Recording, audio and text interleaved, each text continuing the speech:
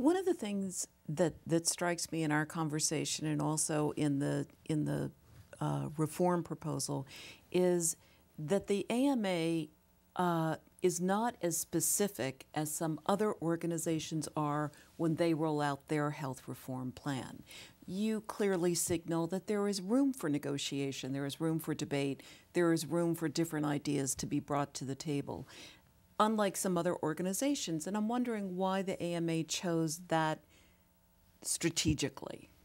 Well, we certainly have ideas about how to get to implementation. Right. On the other hand, it is really important that this not be a political issue. We have to put politics aside and patients first. And this has got to be a bipartisan solution. So let's have the debate, but let's get to an answer, because to date, with all of the entrenched interests, we have had a worsening problem of the uninsured. Costs for health insurance are going up and up and up. Administrative costs are excessive, and that needs to be addressed as well. So at this point, we want all Americans to vote with the issue of the uninsured in mind. To that end, we have a large campaign called Voice for the Uninsured, and viewers can see that if they go to voicefortheuninsured.com. We are asking all voters to demand of candidates, not just presidential candidates, but congressional candidates, state candidates, what is your plan for the uninsured? If you don't like the AMA plan, what's yours? Let's have the debate, let's have the negotiation, but it is just too important for us to not solve this. And so our Voice for the Uninsured campaign is seeking, by 2009, legislative remedies to allow states to experiment with solutions that will fit the needs of that state. Well, you raise an interesting point there. Does the AMA view the states rather than the federal government as the place where real change, reform, whatever word you want to use, will take place, can take place? We're already seeing that. Everyone is watching Massachusetts, obviously. Right. We were Vermont, also Maine. Vermont, Maine. We also were watching California, where it was not implemented, as you know. We think that the states are the proper learning laboratories, because once we adopt a federal solution, if it's the wrong solution, that's not a good idea. We certainly want to know the appropriate American way to go that will solve the needs of all our people, those who now have health insurance benefits and those who are unable to afford it. A final question. Give me a really hard-nosed assessment of whether you think at the national level there will be, number one, a serious debate, and number two, changes made to the system. There's already in the coming years. There's already a serious debate. There's no question.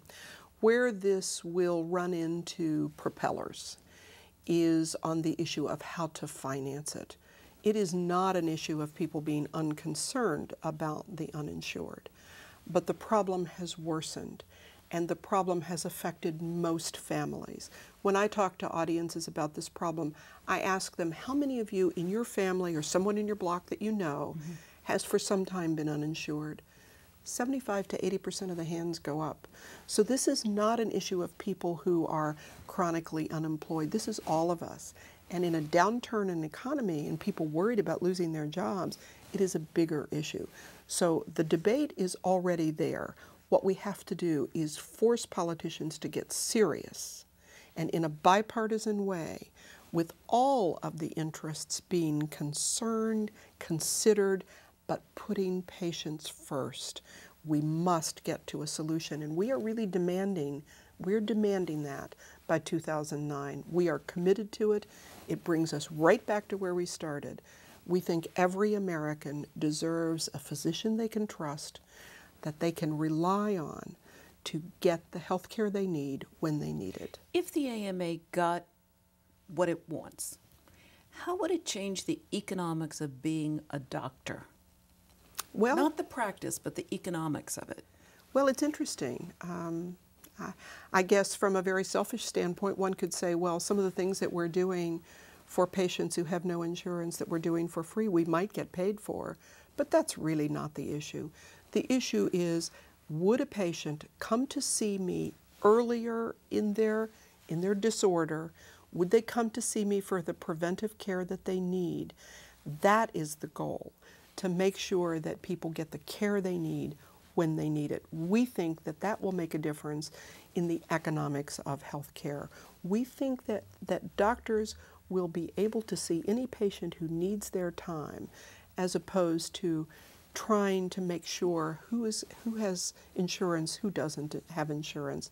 And the real problem is not a patient who comes in who doesn't have insurance, but a patient who fails to come in because they're worried about going bankrupt.